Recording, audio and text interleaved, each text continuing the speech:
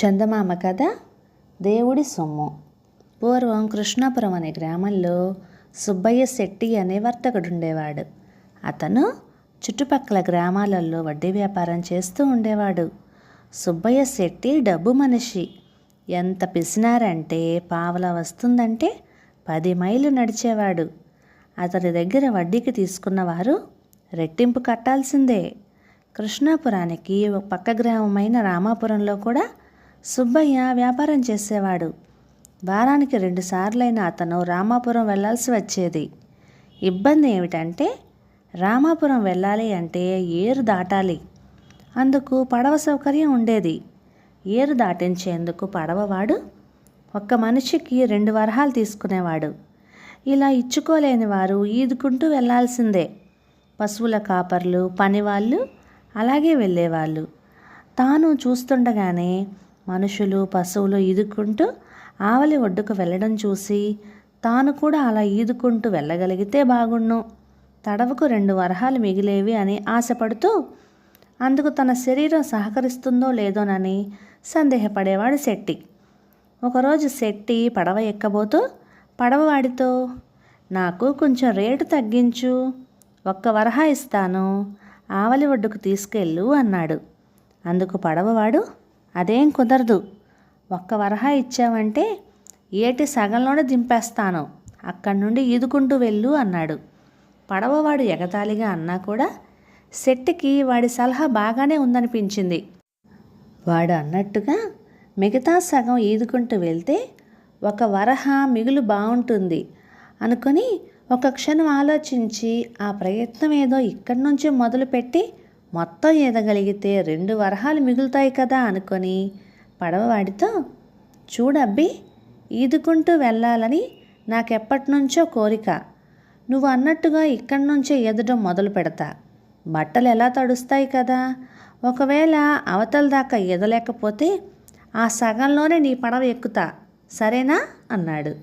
దానికి పడవవాడు, నీ ఇష్టం, ప్రయత్నించు, ముందు దేవుడికి దండం పెట్టుకో అని పడవ నడుపుకుంటూ వెళ్ళిపోయాడు. వెంటనే శెట్టి పంచె పైకి కట్టి పైకండువ తలకు చుట్టి నీటిలోకి దిగాడు. కొంత దూరం దాకా సులభంగానే ఈదాడు. సగం దూరం రాకుండానే శెట్టికి ఆయాసం మొదలైంది. ఎటు చూసినా చుట్టూ నీళ్ళే. శెట్టికి భయం పట్టుకుంది. పళ్ళు బిగబట్టి ఎలాగో సగానికి చేరుకున్నాడు. ఇంక కాళ్ళు చేతులు కదలడం మానేశాయి. వెంటనే పడవ కోసం చూశాడు. అది కనిపించనంత దూరంలో ఉంది. అంతే, శెట్టి తన చావు ఖాయం చేసుకున్నాడు. అతను ఎంత అరిచి గీపెట్టినా ఫలితం శూన్యం. దేవుడా, ఈ ఏడాది నీకు కళ్యాణం చేయిస్తా, ఊరందరికీ సంతర్పణ పెట్టిస్తా, దాచిన సొమ్మంతా దాన ధర్మాలు చేస్తాను, నన్ను బ్రతికించు స్వామి అని మొక్కుకున్నాడు. ఆశ్చర్యం, వెనక నుంచి కొన్ని ఆవులు శెట్టి సమీపం నుంచే ఈదుకుంటూ ఆవలి వైపుకు వెళ్తున్నాయి. శెట్టి ఒక ఆవు తోక పట్టుకొని మరో చేత్తో మెల్లగా ఈదుకుంటూ ఒడ్డు చేరుకున్నాడు. అమ్మయ్య, ఆవు రక్షించింది. అనవసరంగా దేవుడికి మొక్కుకున్నానే, అయినా రక్షించింది ఆవు కదా, ఇక ఈ విషయాన్ని మర్చిపోవడం మంచిది అనుకున్నాడు. రామాపురంలో వసూళ్ళన్నీ పూర్తి చేసుకుని వచ్చేటప్పుడు మారు మాట్లాడకుండా పడవ ఎక్కి ఇంటికొచ్చాడు. కృష్ణాపురంలో ప్రతి సంవత్సరం దేవుడి పెళ్లి జరుగుతుంది. 3 రోజుల జాతర, సందడి సంబరాలు జరుగుతాయి. ఆ 3 రోజులు ఊరందరికీ గుడిలో భోజనాలు పెడతారు. అందుకోసం ముందుగానే ఊళ్ళో చందాలు వసూలు చేస్తారు. ఆ క్రమంలోనే ఈసారి కూడా చందా కోసం సుబ్బిశెట్టి ఇంటికి వచ్చారు. వాళ్ళని చూస్తూనే శెట్టి కళ్ళనీళ్ళు పెడుతూ, ఏం చెప్పమంటారు, ఈ ఏడు నా వ్యాపారం అస్సలు బాగాలేదు, బాగా దెబ్బతినింది. అయినా భారీగానే ఇద్దామనుకున్నాను. రాత్రి ఇంట్లో దొంగలు పడి సొమ్మంతా దోచుకుపోయారు. అదంతా దేవుడికి ఇద్దామనుకున్నాను, కానీ పోయిందే. ఒకవేళ మీరు ఆ దొంగల్ని పట్టుకొని సొమ్మంతా తిరిగి తేగలిగితే అదంతా దేవుడికే చెందుతుంది, దేవుడికి ఉత్సవాలు ఘనంగా చెయ్యొచ్చు అన్నాడు. దానికి వాళ్ళు, ఏదో ఆనవాయితీగా వచ్చాం, నువ్వు అసలు ఎప్పుడు ఇచ్చావు కనుక ప్రతిసారి ఏదో ఒక సాకు చెప్పి తప్పించుకుంటావు అంటూ వెళ్ళిపోయారు.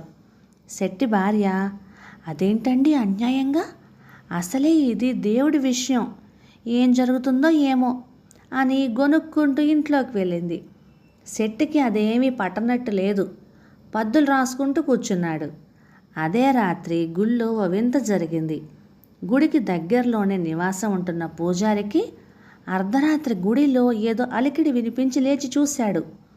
గర్భగుడి తలుపుల ముందు 2 మనుషులు కదులుతున్నట్లుగా కనిపించింది. వెంటనే పూజారి, ఎవరక్కడా, దొంగ దొంగ అంటూ కేకలేశాడు. చుట్టుపక్కల వాళ్ళు కర్రలతో రావడంతో దొంగలు పారిపోయారు. పూజారి లాంతరు వెలిగించి తెచ్చాడు. గుడి తలుపుల ముందు ఏదో మూట ఉండడం చూసి పూజారి ఆశ్చర్యంగా దాన్ని విప్పి చూశాడు. ఒక్క క్షణం బిత్తరపోయాడు. అదంతా డబ్బు, బంగారం.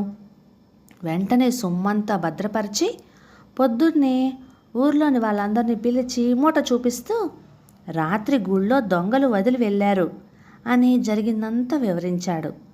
ఊరి వాళ్ళకి ఆ సొమ్ము ఎవరిదో తెలిసిపోయింది. సందేహం లేదు, అది సుబ్బిశెట్టిదే. తాను చెప్పాడు కదా తన ఇంట్లో దొంగలు పడ్డారని. మనం నమ్మలేదు.